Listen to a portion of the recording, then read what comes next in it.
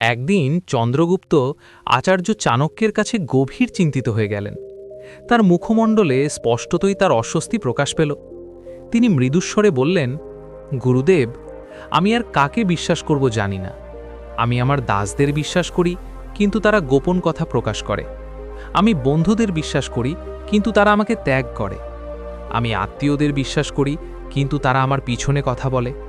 এমনকি কিছু পণ্ডিতও তাদের স্বার্থপরতার জন্য আমার সাথে বিশ্বাসঘাতকতা করে। কেন এমন হয়?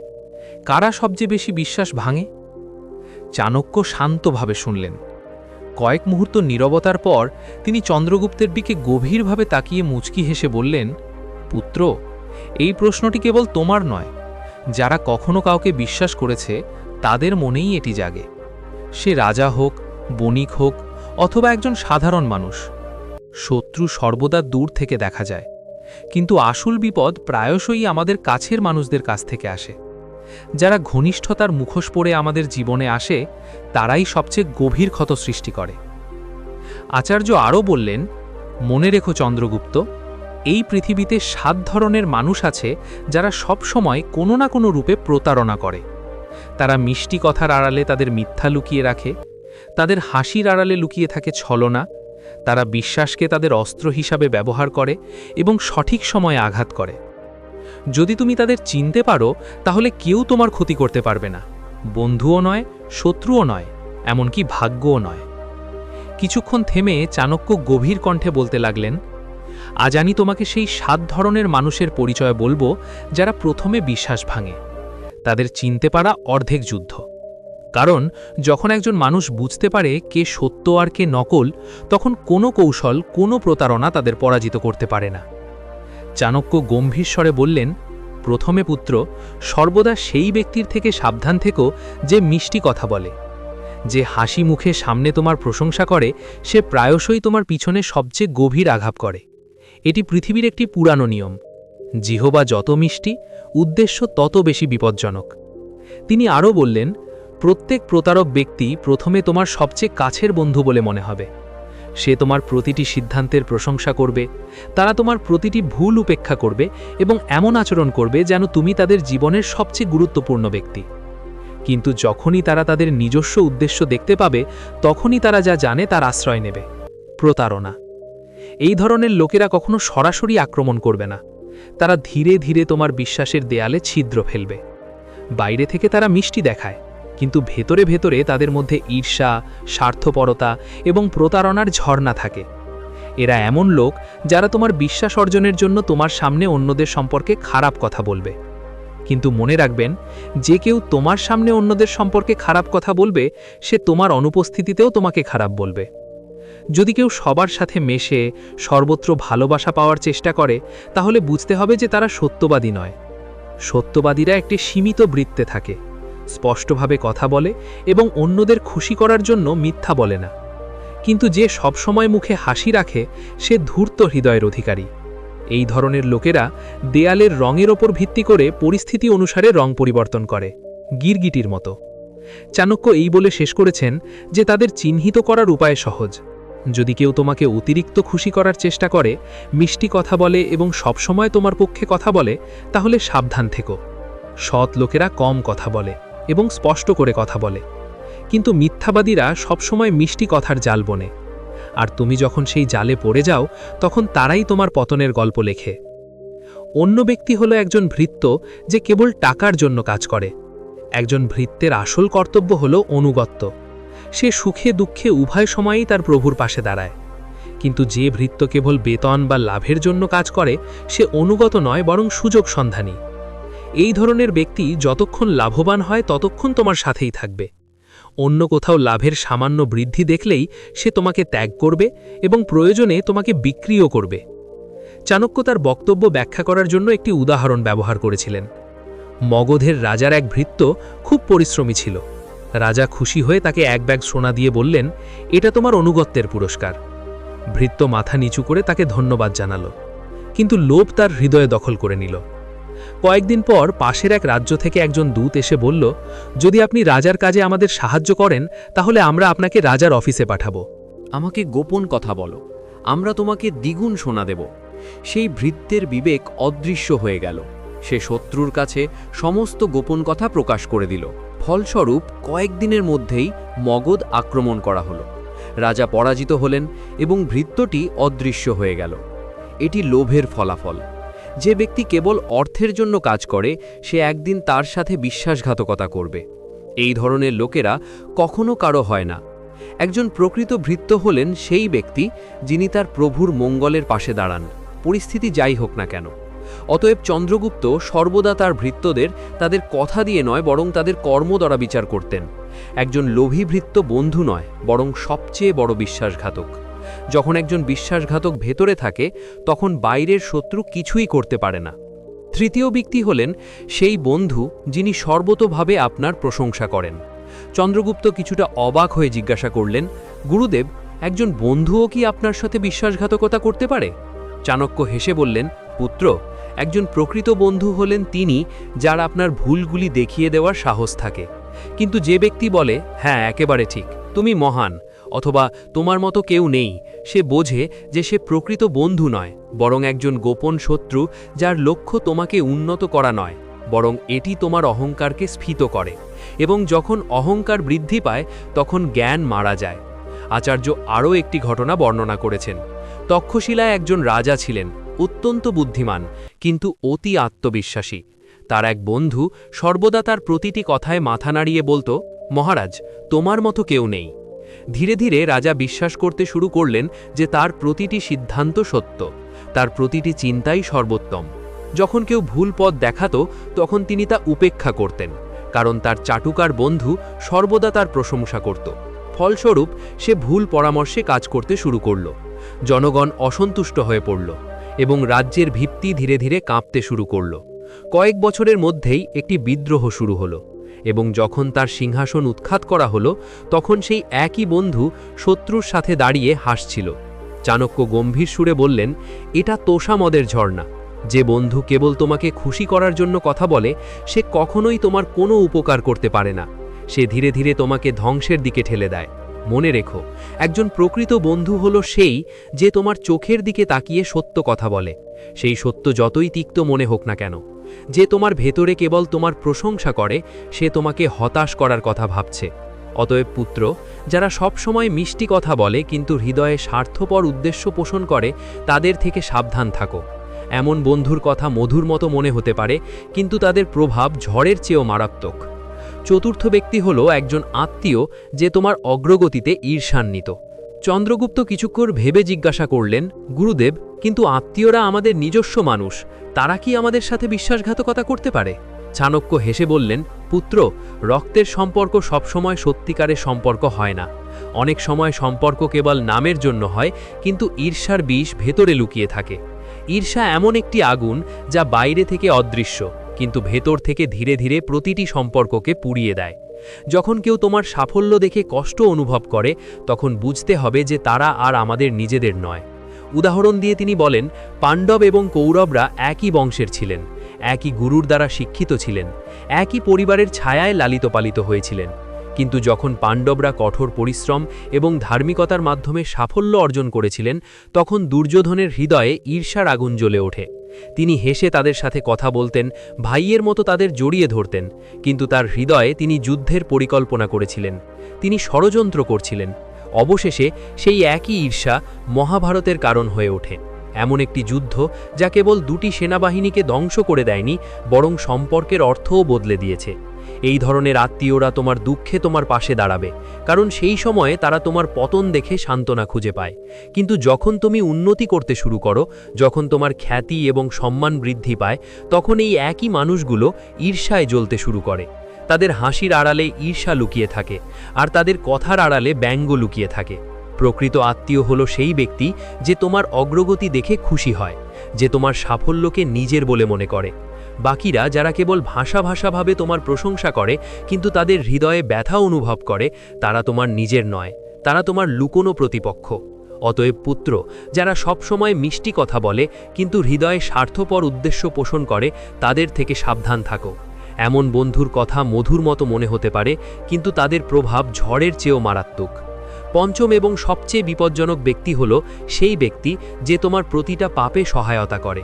চাণক্য গম্ভীর সুরে বললেন, পুত্র, তোমার পাপে সহায়তা করে এমন বন্ধু শত্রুর চেয়েও খারাপ। শত্রু তোমাকে ক্ষতি করার জন্য ষড়যন্ত্র করে, কিন্তু এরা কেবল হাসে এবং তোমার প্রতিটি ভুল পদক্ষেপে তোমাকে উৎসাহ দেয়। বন্ধুত্বের নামে এরা বিষের কাজ করে, মাদকের মতো তোমাকে নেশার দিকে ঠেলে দেয় এবং তোমাকে ঠিক সেই সময়ে দম্বমান করে তোলে যখন তোমার সবচেয়ে বেশি সতর্ক থাকা উচিত। একজন পণ্ডিত কিন্তু বিশ্বস্ত নন। একজন অজ্ঞ শত্রুর হাত থেকে রক্ষা পাওয়া সহজ, কিন্তু একজন চালাক বিশ্বাসঘাতক নন। একজন জ্ঞানী ব্যক্তি, যার নীতি ও গোপনীয়তা সম্পর্কে জ্ঞান আছে কিন্তু অবিশ্বস্ত, তিনি একটি রাজ্য বা পরিবারের জন্য সবচেয়ে বড় হুমকি হতে পারেন। কারণ তিনি আপনার গোপনীয়তা এবং আপনার দুর্বলতা উভয়ই জানেন, এবং যখন তিনি নিজের স্বার্থপর লক্ষ্য অর্জনের জন্য জ্ঞান ব্যবহার করেন, তখন তার মন একটি অস্ত্র হয়ে ওঠে যা ভেতর থেকে আক্রমণ করে। চাণক্য একটি উদাহরণ বর্ণনা করেছেন।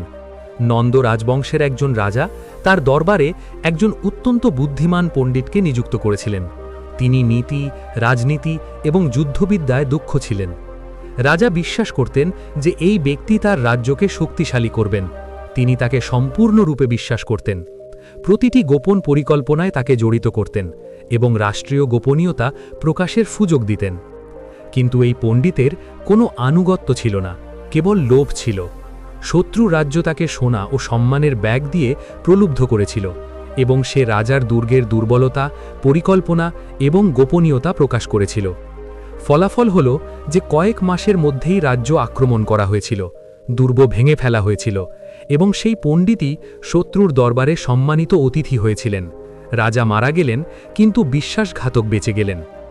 বিশ্বাসঘাতকের এটাই চূড়ান্ত রূপ। জ্ঞান কেবল তখনই কার্যকর যখন আনুগত্যের সাথে থাকে। আনুগত্য ছাড়া একই জ্ঞান ধ্বংস ডেকে আনে। ঠিক যেমন আগুন খাবার রান্না করে এবং ঘর পুড়িয়ে দেয়, পার্থক্য কেবল তার প্রয়োগ। একজন প্রকৃত পণ্ডিত হলেন তিনি, যিনি তার প্রভু, তার দেশ বা তার কর্তব্যের প্রতি বিশ্বস্ত থাকেন। বাকি সবাই কেবল তাদের নিজস্ব স্বার্থের দাস। চন্দ্রগুপ্ত এক মুহূর্ত চুপ করে রইলেন। তারপর তিনি জিজ্ঞাসা করলেন, গুরুদেব, আমরা কি কাউকে বিশ্বাস করব না? চাণক্য হেসে বললেন, না পুত্র, আমাদের বিশ্বাস করো, কিন্তু অন্ধভাবে নয়। তোমার দাসকে কেবল ততটুকুই বিশ্বাস করো যতটুকু তার কর্ম প্রকাশ করে। কেবলমাত্র বন্ধু হিসেবে তুমি বেছে নিতে পারো কে তোমার সামনে সত্য বলবে, তোমার পিছনে নয়। একজন প্রকৃত আত্মীয় হলেন তিনি, যিনি তোমার সাফল্যে আনন্দিত হন, এবং একজন পণ্ডিত কেবল সেই ব্যক্তির যোগ্য যিনি তোমার রাজ্য রক্ষা করেন, বিশ্বাসঘাতকতা করেন না। মনে রাখবেন, জীবনের সবচেয়ে শক্তিশালী বর্ম হল সতর্কতা।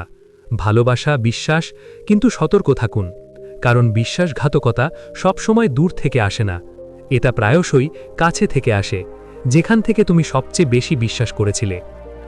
ষষ্ঠত, যে ব্যক্তি বারবার বলে আমাকে বিশ্বাস করো, তাকেই সবচেয়ে কম বিশ্বাস করা যায়।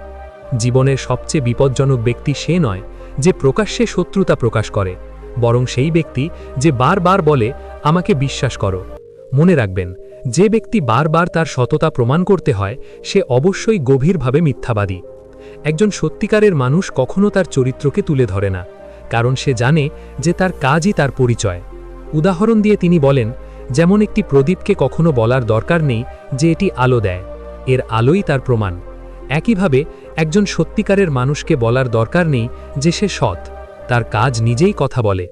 কিন্তু যে ব্যক্তি ক্রমাগত বলে আমি মিথ্যা বলি না, আমি তোমার সত্যিকারের বন্ধু, আমি কখনো তোমার সাথে বিশ্বাসঘাতকতা করব না, বুঝো ছেলে, সেই ব্যক্তি গভীরভাবে ভয় পায়। তারা জানে তাদের মুখোশ একটি মুখোশ এবং ভয় করে যে এটি পড়ে যেতে পারে। চাণক্য আরও বলেন, এই ধরনের মানুষ তোমার বিশ্বাসকে অস্ত্রে পরিণত করে।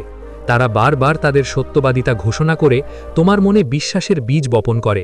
তুমি মনে করো এই ব্যক্তির হৃদয় এত পবিত্র, কিন্তু বাস্তবে তারা তোমাকে মানসিকভাবে প্রস্তুত করছে, যাতে যখন তারা তোমাকে বিশ্বাসঘাতকতা করবে তখন তুমি সন্দেহও করবে না। এই লোকেরা কথার জাদুকর। তারা মিষ্টি কথা দিয়ে বিশ্বাসের দুর্গ তৈরি করে এবং তারপর ভেতর থেকে সেই দুর্গটি ধ্বংস করে দেয়। চাণক্য তখন একটি গল্প বলেছিলেন। একসময় মগধে একজন বণিক ছিল যে খুবই সরল ছিল। তার এক ভৃত্য ছিল যে সবসময় বলতো, প্রভু, আপনি আমাকে অন্ধভাবে বিশ্বাস করতে পারেন, আমি আপনাকে কখনো ত্যাগ করব না।